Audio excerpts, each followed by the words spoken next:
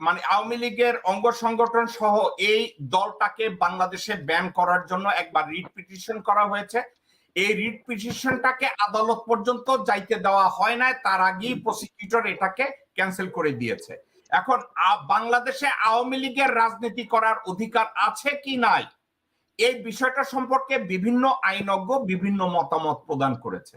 এখন আওয়ামী লীগের অধীনে বাংলাদেশে যতবার শাসন হয়েছে ততবারই বাংলাদেশের সার্বভৌমত্ব হুমকির মুখে পড়েছে, ততবারই গুম খুনের মুখোমুখি হয়েছে দেশের জনগণ।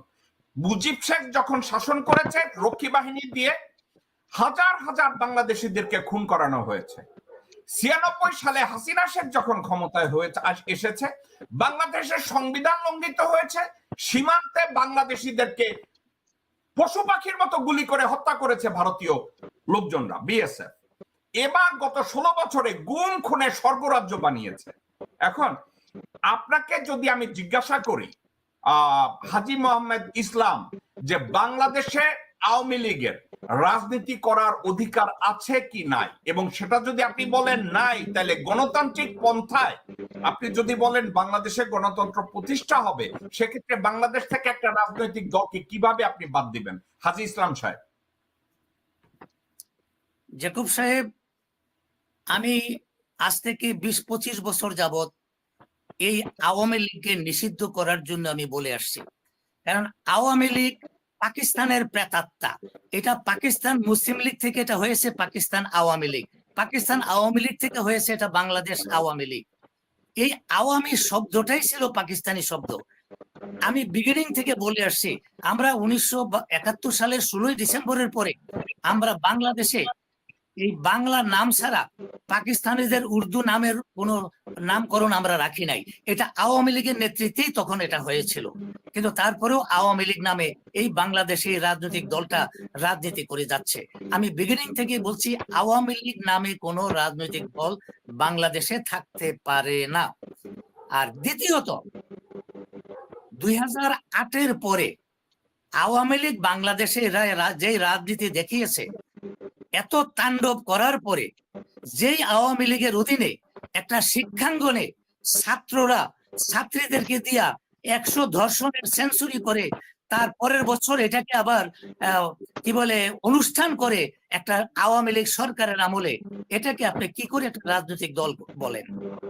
রাজনৈতিক দলের অর্থ মানে কি? দেশ ও কল্যাণে জনগণের সেবা করা। আওয়ামী লীগ ২০০৮-এর পর থেকে যা করেছে, এটার পরে এটাকে কোনো অবস্থাতে একটা রাজনৈতিক দল বলা যায় না। এই রাজনৈতিক দলটা কোনোভাবেই বাংলাদেশে রাজনীতি করতে দেওয়া যেতে পারে না। আর মুজিবের পরিবার যেই পরিমাণ খুন এবং লুট করেছে, তাদেরকে তো বাংলাদেশে কোনো অবস্থাতেই বিচারের বাইরে রাখা যাবে না। তারা দুনিয়ার যেখানেই থাকুক, এমনকি শেখ হাসিনা পর্যন্ত বাংলাদেশে এনে তাদের বিচার করতে হবে। হ্যাঁ, আওয়ামী লীগ করে এমন কিছু লোক আছে যারা কোনো অন্যায় অবিচার করে না। তারা যদি রাজনীতি করতে হয় অন্য কোনো দলের সাথে সম্পৃক্ত হতে পারে, অথবা তারা নিজেরা একটা নতুন রাজনৈতিক দলের নাম দিয়ে তারা রাজনীতি করতে পারে। সেখানে কোনো মুজিব পরিবারের কোনো সম্পৃক্ততা থাকবে না। এটা কোনো অবস্থাতে বাংলাদেশে থাকতে দেওয়া হবে না। আমাদের দেশের কিন্তু বুদ্ধিজীবীরা বলে থাকে আওয়ামী লীগ একটা ঐতিহ্যবাহী দল, তারা বাংলাদেশের স্বাধীনতায় নেতৃত্ব দিয়েছে। আমি বলবো যে বুদ্ধিজীবীদের ১৯৬৯ সালে এবং ৭১ সালে তাদের বয়স কত, তাদের মুজিবের ভূমিকা সম্পর্কে তাদের কি উদাহরণ আছে আমাদের স্বাধীনতা মুক্তিযুদ্ধে মুজিবের ভূমিকা? মুজিব যদি আমাদের স্বাধীন বাংলাদেশ চাইতো, তাহলে আমাদেরকে এই ৭১ সালের ২৫শে মার্চে আমাদেরকে দেশ ছেড়ে ভারতে পালাতে হয় না, আমাদের মুক্তিযুদ্ধ করতে হয় না। এই ৩০ লক্ষ লোক শহীদের মূলেই ছিল এই শেখ মুজিব। শেখ মুজিব ইয়াহিয়ার সাথে যোগসাজশে এই ৩০ লক্ষ লোককে হত্যা করেছে। এই আওয়ামী লীগকে কোন অবস্থাতেই এই স্বাধীন বাংলাদেশে রাজনীতি করতে দেওয়া যায় না। আমরা ১৯৭১ সালে পশ্চিম পাকিস্তান থেকে একটা দেশ মুক্ত করেছি বটে, কিন্তু ১৯৭৫ সালের ১৫ই আগস্ট কিছু সেনা অফিসারের মাধ্যমে এই জাতি আবার মুক্তি লাভ করেছিল। কিন্তু আমি বলবো আমি কথাটা আমি আর চাপাইয়ে রাখবো না। এই বিএনপি খালেদা জিয়ার নেতৃত্বে তার অযোগ্যতা এবং অদূরদর্শিতার কারণে আবার আওয়ামী লীগ ফিরে এসে এই জাতির উপরে বসছে, যেটা আমাদের গত 16 বছর আমাদেরকে সাফার করতে হয়েছে। আর কোনো অবস্থাতেই এই জাতিকে ভুল করতে দেওয়া হবে না আওয়ামী লীগের রাজনীতি করতে দিলে। আর শেখ মুজিবের নাম গন্ধ স্থাপনা, তাদের নামে কোথায় কি হয়েছে এবং 32 নম্বর এবং টুঙ্গিপাড়া, এগুলি সব ধূলিসাৎ করে ফেলতে হবে। এগুলি থাকলে বাংলাদেশে আবার 20 বছর পরে হলেও আওয়ামী লীগ এসে ভর করে এই দেশটাকে শেষ করে দেবে। বাংলাদেশে কোনো শিক্ষাঙ্গন থাকবে না, মসজিদ মাদ্রাসা স্কুল কলেজ ইউনিভার্সিটি কিচ্ছু থাকবে না, সেখানে শুধু ছাত্রলীগের ক্যাডার ট্রেনিং দেওয়া হবে, আর কিচ্ছু না।